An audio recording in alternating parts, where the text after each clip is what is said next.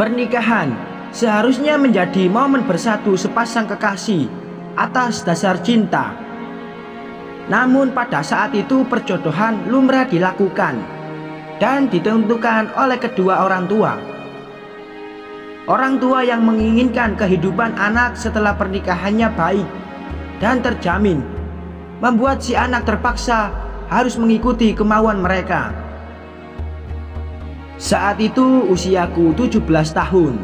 Selama ini aku tidak bersekolah reguler seperti kebanyakan orang. Aku hanya sekolah agama setiap sore dan seringkali dijuluki kembang desa.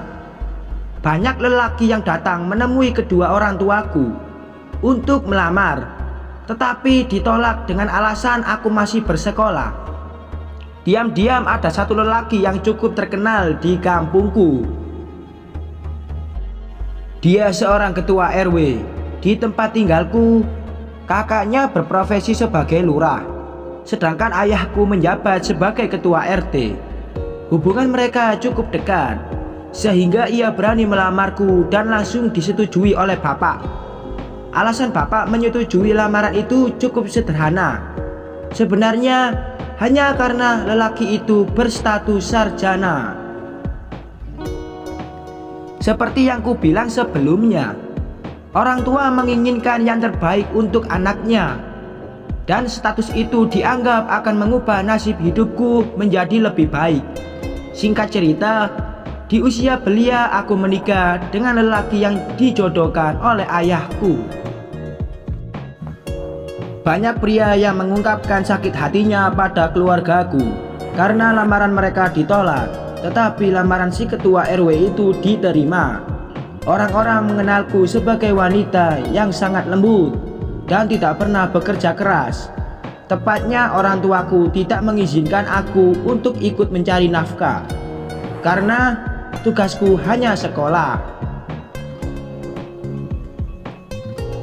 Setelah menikah, aku dibawa suamiku ke daerah yang cukup jauh dan terpencil saat itu. Kami memiliki rumah besar dan tak lama aku melahirkan anak pertama kami.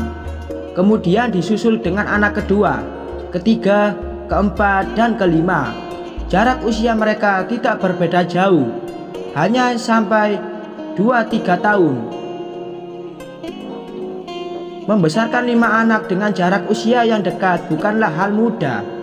Banyak biaya yang dikeluarkan, terutama untuk masalah pendidikan.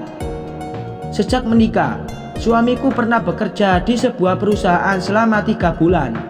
Alasannya keluar karena tidak sudi diperintah oleh orang lain. Lama sekali ia tidak bekerja, memaksaku untuk mencari nafkah agar anak-anakku bisa tetap makan. Aku memutuskan untuk berjualan gado-gado di depan rumah. Bersyukur daganganku dikenal banyak orang dalam waktu cukup singkat. Banyak orang yang membeli dan terkadang daganganku habis dalam waktu sebentar. Melihat daganganku laris manis, suamiku menjadi santai dan semakin tidak ingin bekerja. Waktu itu yang kupikirkan hanyalah anak-anakku. Diam-diam aku berharap suamiku akan bekerja ketika melihat mereka tumbuh dan memerlukan biaya yang cukup banyak. Melihat gado-gadoku laris, aku tidak kehabisan akal untuk menjual aneka kue basah. Setiap membuka warung, aku jajakan beberapa kue basah itu sambil tetap melayani pembeli gado-gado. Berawal dari mencoba 1-2 kue, mereka berujung membeli dalam jumlah banyak, sehingga membuatku tetap membuat kue setelah gado-gadoku habis. Semakin melihat aku bisa menghasilkan uang, semakin suamiku seolah lemah tak berdaya. Ia hanya keluar di malam hari untuk bermain kartu bersama teman-temannya.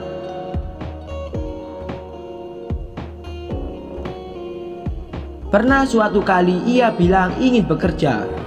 Girang sekali hati ini. Aku buru-buru merapikan pakaian dan tasnya pada malam hari. Benar, pagi-pagi ia berangkat dengan setelan yang sudah kusiapkan semalam. Namun setelah beberapa hari, kecurigaanku muncul dan ada tetangga yang mengatakan kalau suamiku ada di rumah tetangga lain untuk bermain kartu. Ia memasukkan motornya ke dalam rumah agar tidak ketahuan olehku. Suatu hari aku mengintip lewat celah ventilasi di rumah orang yang dimaksud, dan benar menemukan suamiku sedang bermain judi di dekat motornya. Aku datang bersama temanku. Saat itu temanku yang mengetuk pintu untuk meminjam sesuatu. Suamiku tak menyangka kalau aku sudah ada di depan pintu rumah tetanggaku, sambil memperhatikannya membuang kartu. Saat tetanggaku keluar, ia terlihat sangat kikuk dan memanggil suamiku. Barulah ia melihatku sudah berdiri di depan pintu rumah temannya. Ia bergegas mengeluarkan motor dan mengejarku hingga ke rumah. Sepulang dari rumah tetangga itu, kami bertengkar hebat dan memutuskan untuk pindah ke daerah lain yang tidak terlalu jauh karena kedua anakku sedang bersekolah di daerah itu. Akhirnya kami membeli rumah yang jauh lebih murah sehingga ada sisa untuk membiayai kehidupan ke depannya.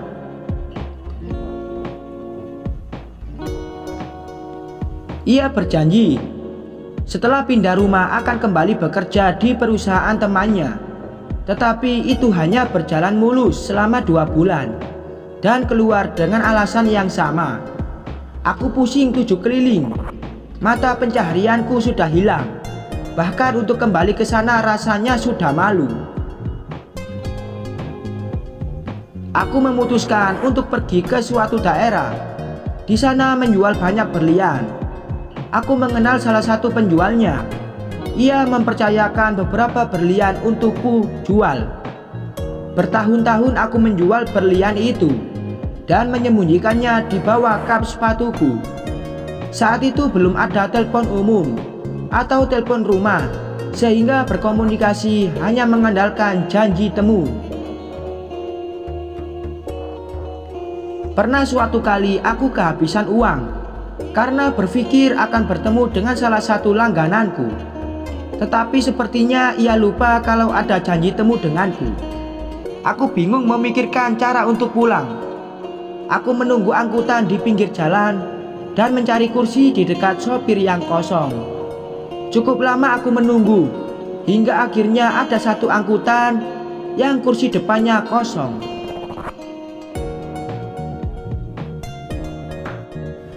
Aku naik dan tak lama angkutan itu jalan. Aku mendekat ke arah supir. "Pak, kalau ada penumpang yang tidak bayar, Bapak marah tidak?" tanyaku. Sopir itu menatapku bingung. "Loh, emang ada apa, Neng?" tanyanya kembali. "Saya, Pak, saya kehabisan ongkos untuk pulang, tetapi harus pulang karena anak-anak saya menunggu di rumah," jawabku dengan suara sangat kecil karena takut didengar penumpang lain. Tanpa berpikir panjang, "Neng, rumahnya di mana?" tanyanya setelah aku memberitahukan alamatku. Ia berjanji akan mengantarku pulang sampai ke rumah setelah semua penumpang turun. Di perjalanan menuju rumahku, "Neng, udah makan belum?" tanyanya. "Belum, Pak. Kenapa?" tanyanya kembali. "Makan dulu yuk, Neng. Bapak lapar," jawabnya.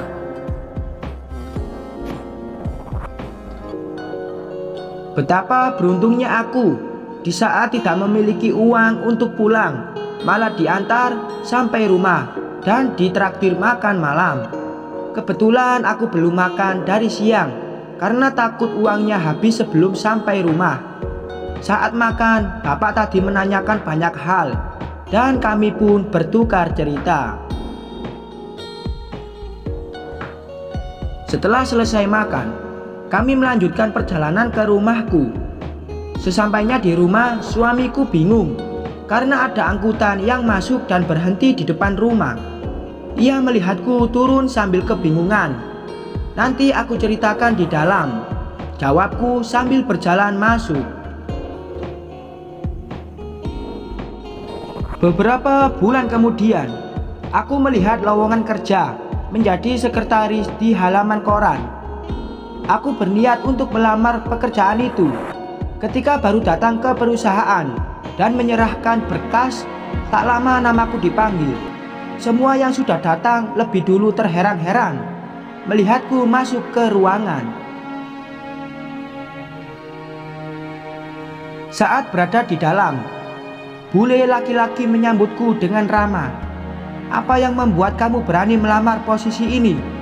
Tanpa ijazah, hanya ada KTP dan data diri," tanyanya. Aku menjelaskan kondisiku apa adanya. Setelah itu, ia menerimaku untuk bekerja di sana. Beberapa tahun kerja di sana, atasanku sangat baik dan sopan terhadapku.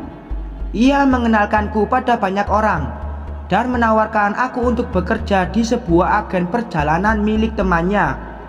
Ia menawarkanku pekerjaan baru karena ia harus pergi dari perusahaan itu dan tidak mempercayakan orang selanjutnya untuk menjadi atasanku. Singkatnya, aku pindah profesi menjadi marketing agen perjalanan. Rasanya sungguh melelahkan. Setiap pulang ke rumah, aku hanya menemukan suamiku sedang bersantai di kamar sambil menjaga anak-anak. Bekerja di sana tidak berjalan dengan mulus. Meski atasanku tak kalah baik dengan sebelumnya, aku menganggap kalau ia adalah lelaki yang genit.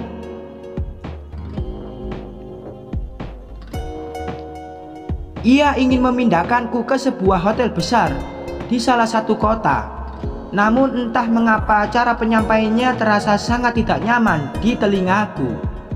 Padahal jenjang karirku akan melompat, tetapi aku memutuskan untuk keluar dari sana. Gajiku ia tahan selama beberapa bulan. Aku menghadap ke rumahnya diantar oleh suamiku, tetapi ia malah mengajakku pergi. Ketika ia sedang berganti pakaian, aku menyelinap keluar dan pergi begitu saja. Keesokan harinya ada seseorang datang ke rumah, membawakan 2 amplop, satu berisi uang dan satu lagi surat. "Kamu datang menampakkan muka, tetapi pergi tidak menampakkan punggung." Setelah itu, aku hanya mengandalkan gaji terakhirku untuk makan sehari-hari dan biaya anak-anakku sekolah. Suatu ketika, hatiku sudah lelah melihat suami yang hanya mengandalkanku mencari nafkah selama bertahun-tahun. Bahkan, harapan yang dulu ada sudah hilang entah kemana. Aku sering mendengar kalau banyak lelaki yang menyukaiku.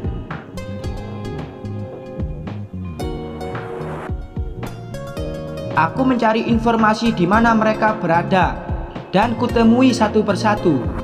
Mereka terkejut ketika melihat kehadiranku. Sekaligus senang karena itu terpancar sangat jelas. Aku hanya menemukan 2 dari 5 orang yang menyukaiku dulu dan mulai menjalin dengan salah satu dari mereka.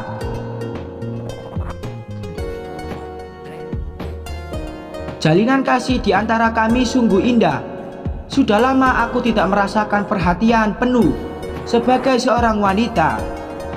Ia menanyakan bagaimana kehidupan pernikahanku. Setelah kami menjalin kasih, aku ceritakan semuanya dan ia pun menangis. Ia tidak menyangka kalau aku menemukan nasib yang jauh berbeda dari kelihatannya dulu.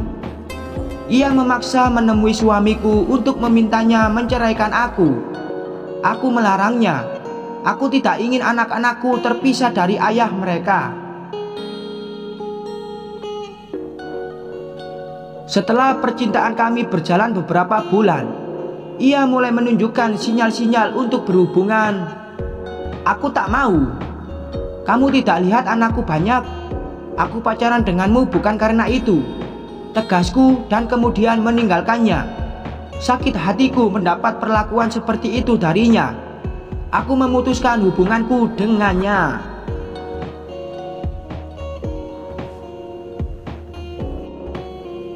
Tak lama, aku kabur dari rumah dan kembali ke rumah orang tuaku karena sudah tidak tahan dengan sikap suamiku. Tak hanya tidak memberi nafkah kepadaku dan anak-anakku, tetapi ia sering memukul dan berkata kasar kepadaku. Sejak hari itu, anak-anakku sering pergi ke kota yang berbeda hanya untuk bertemu denganku. Beberapa bulan kemudian, seorang tetangga di dekat rumah suami memanggilku. "Bu, saya tidak punya anak. Ibu masih muda dan sudah terbukti anaknya banyak. Bagaimana kalau suami saya menikah dengan ibu sampai memiliki anak? Tetapi setelah melahirkan, anak itu buat saya dan ibu saya belikan rumah," katanya.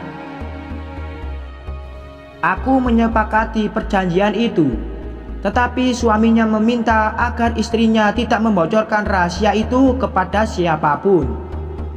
Aku menyetujui agar aku bisa memiliki rumah untuk aku bertemu dengan anak-anak. Selama ini suamiku sering memandang rendah aku karena dianggap menumpang di rumahnya.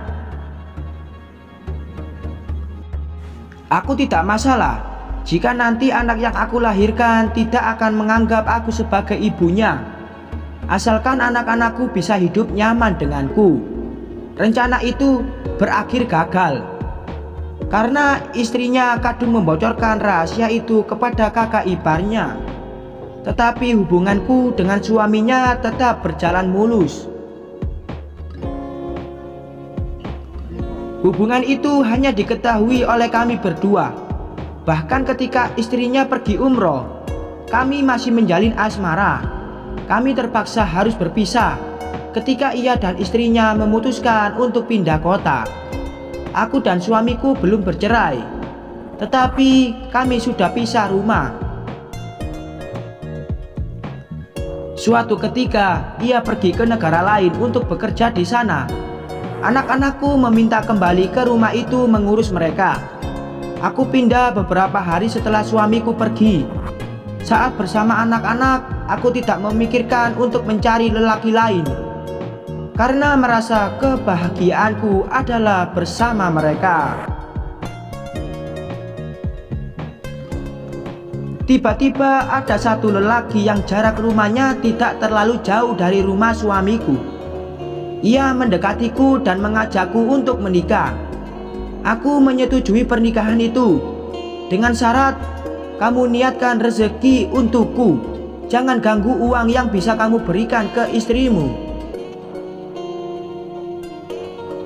Aku ingin tahu, apakah aku ini benar pembawa sial dan menutup rezeki orang?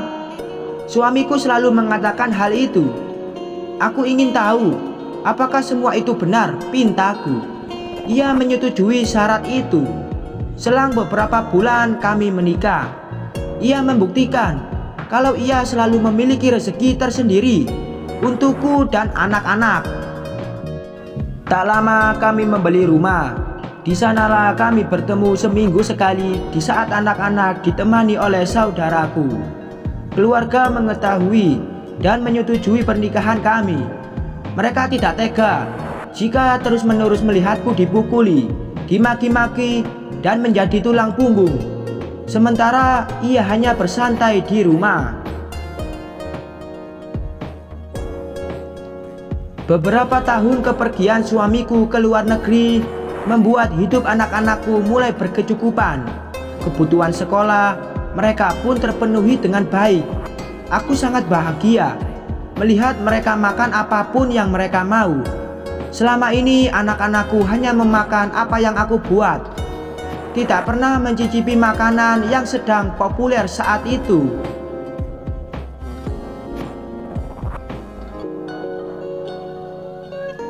Ketika suamiku pulang dari luar negeri, anak-anak menutupi keadaan kalau aku pernah tinggal di sana. Aku kembali ke rumah bersama suami keduaku. Beberapa bulan kemudian, anak-anak menghampiriku dan berkata kalau ayah mereka pergi ke luar pulau. Mereka memintaku untuk datang kembali ke sana. Aku memenuhi permintaan mereka.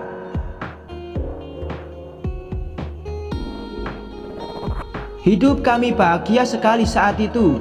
Tak ada yang melarangku untuk bertemu dengan anak-anakku. Suatu ketika setelah bertahun-tahun tidak pulang, ia kembali tanpa kabar. Ia kembali bersama wanita dan seorang anak dalam gendongannya. Sesaat ia sampai di rumah, ia menemukanku sedang menyiapkan makan siang untuk anak-anak. Ia kemudian masuk disusul wanita itu. Anak-anakku mengamuk dan membelaku di depan wanita itu. Aku kasihan sekali melihat anak-anakku. Mereka begitu mendambakan keluarga yang utuh dan menyayangi mereka, tetapi tidak bisa aku penuhi.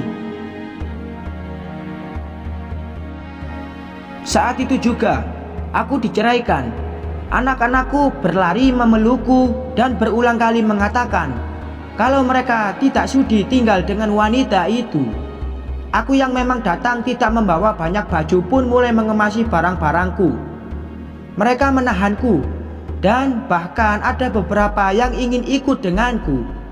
Melihat itu, ayah mereka tidak bergeming.